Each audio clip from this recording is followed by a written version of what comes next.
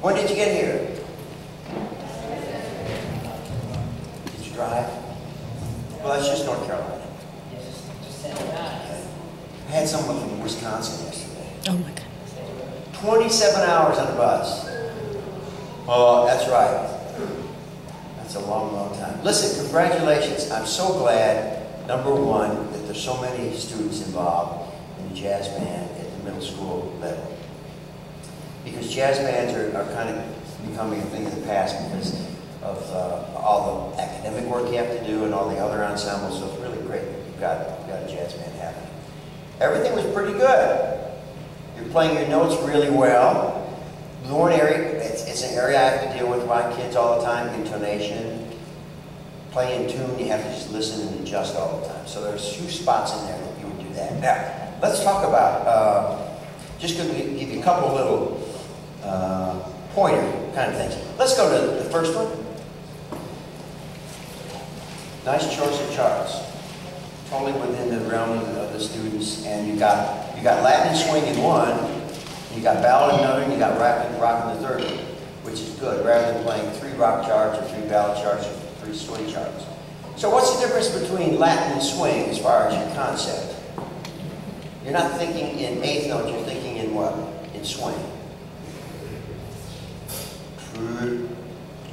Triplets, yeah. So instead of da da da da da, it's da da da da da da da. The change from Latin to swing is really good, except I want to start at letter F, and I want you, who's your drummer? Ian. I want you to cross stick on 4. Ding, ding, ding, ding, ding, ding, ding. Because when that happened, you weren't playing down enough time. And that's one thing when you're going from Latin to swing that really, really helps establish. 2, 3, chop, 1, I call it chop 1. Here we go. F. 1, 2, 1, 2, 3, 4. Chop. Okay, yeah. Except now let's put it on 2 instead of 4. 1, chop, 1, chop, 1, 2, oh, you know what to do.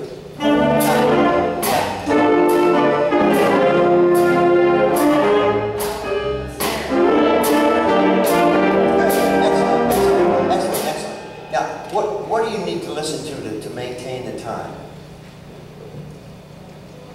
What part of the drums? What part of the bass? What part of the drums? The hi-hat. I start again just with hi-hat. That's the only thing that you need to stay in time. So just hi-hat, really strong on beat 2 and 4. 1, 2, oh, you know what to do.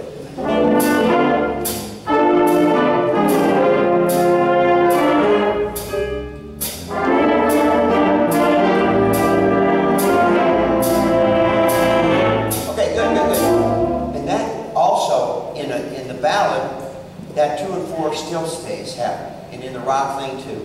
And if you listen to anybody, Buddy Rich or Dave Weckl or Mel Lewis or any drummer, regardless of whether it's a solo or it's backing the band, that 2 and 4 in the hi-hat is just there. It's a fast tune or a ballad. So that's very important. Okay, now, what are dynamics? How loud you are. Okay, let's look at traces. I love this tune.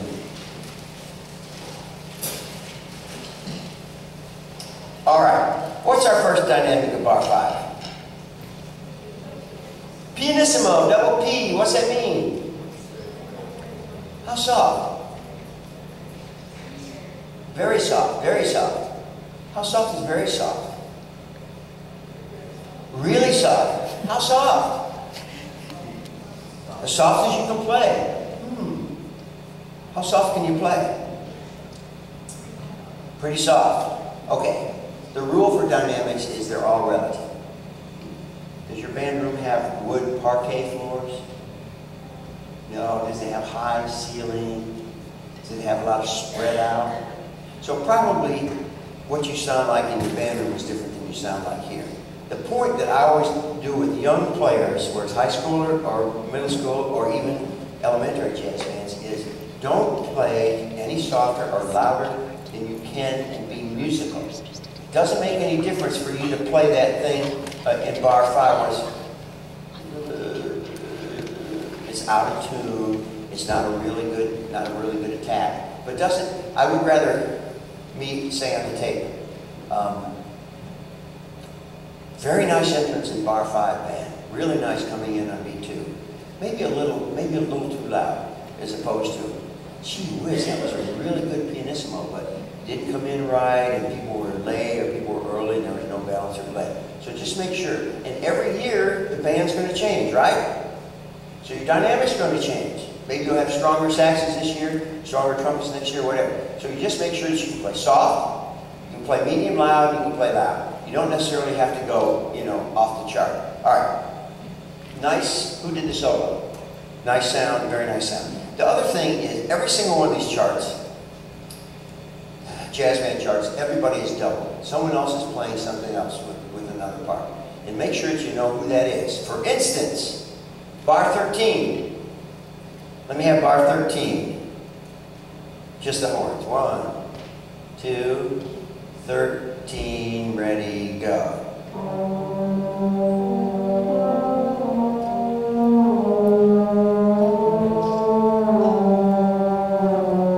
Okay, now, how'd that sound? Whambly. In other words, you're trying to play a little too soft. The other thing is make sure trombones, you're not allowed to slur. Because you go, da. So make sure you go do, do, do on all that. But my point was, exactly, my point is, who's my second tenor player? Okay, here we go. Bar 13. 1, 2, ready, go. Boom.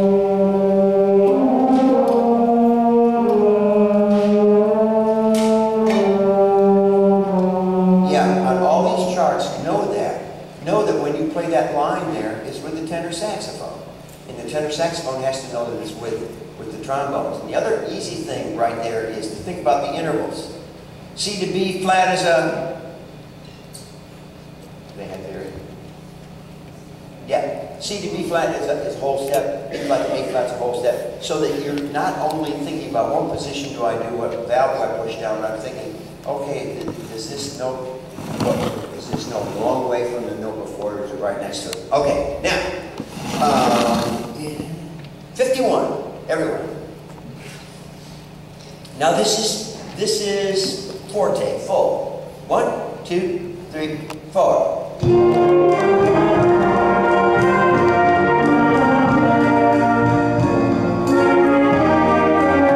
Okay, what's the most important part of any piece that you play? Yeah, I know he's told me this. The melody, exactly. What do you think is next to the melody? Counter melody, yes. What do you think's after that? Background, harmony, bass. Who's got the melody there? Pardon? The saxes. Survey says, eh. I know, you're no different than anybody. I ask these questions and think they're going to flunk. You have the counter melody. Okay, so what do? All you do is listen for the melody so that you can hear it, rather than him saying, no, it's too loud, it's too loud. No, you do that on your own. Here we go. What is it? 15, 51. 1, 2, melody, go.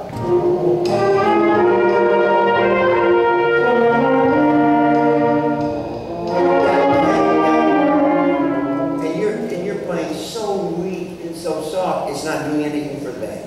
Try it again. 100% louder. 1, 2, 3, 4.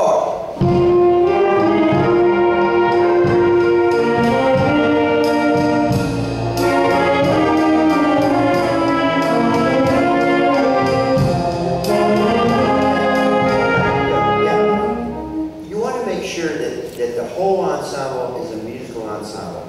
And it's not if I don't hear the percussion, or if I don't hear the baritone sax or anything like that. This is no different. I'm sure you have a concert band. This is no different than concert band. It's not rocket science. It's got to be in tune. It's got to be balanced and blended. You have to play the right style, right articulation, all that kind of stuff. And what kind of instruments are these? Jazz, that's 1. Survey says 3. Group 3. There's 2 more good answers. Loud, okay, what else? What? Jennifer, right? Corey, okay? Yeah. What did you say? They're wind instruments. What does that mean?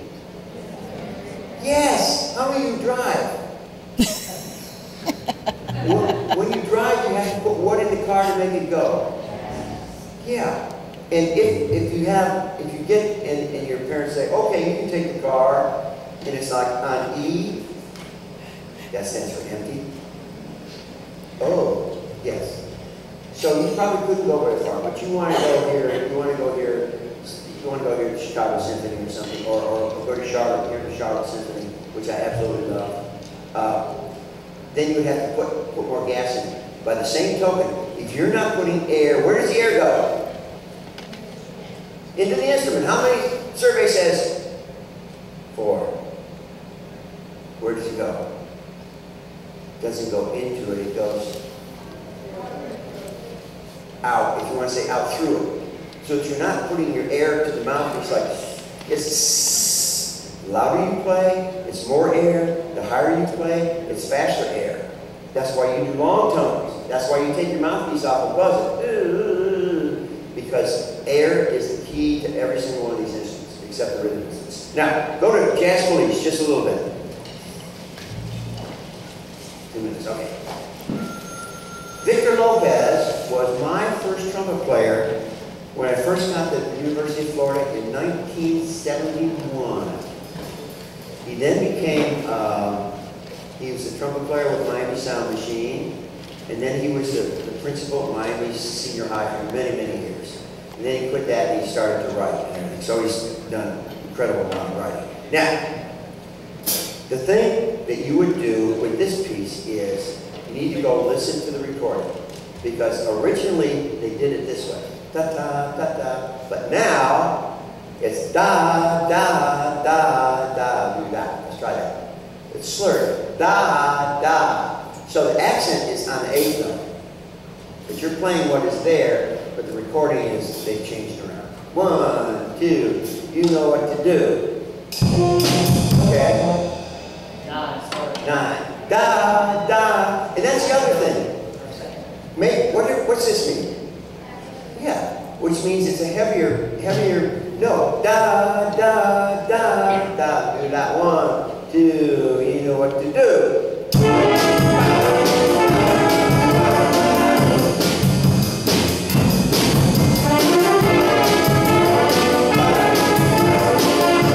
Good. Now, 9, just the horns.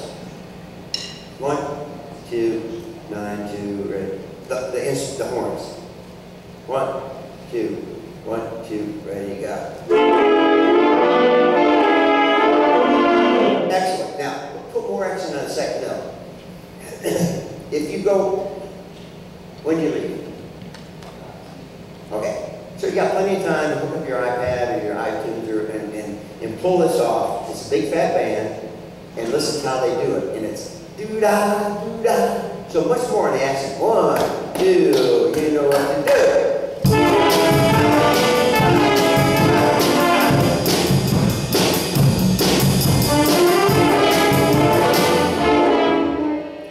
The other thing, especially with this kind of music, what's the most important thing you need to do as a instrumentalist, as a member of the group? The most important thing to get this better, besides practice. Make sure you know your part. Listen. Listen, listen, listen. You know these charts well enough that if he played Jazz Police for you and played the whole thing through, and then had you play it, you'd play it at least 150% better, because you know how to play the notes and everything. If you couldn't execute that and he played it for you, no. But you know it well enough, so then you play it and it goes in here. You don't put anything in here, it's not going to come out the end of your horn.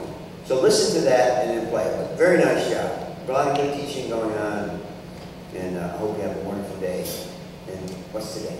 Saturday? Yeah. The rest of your day here in Magic.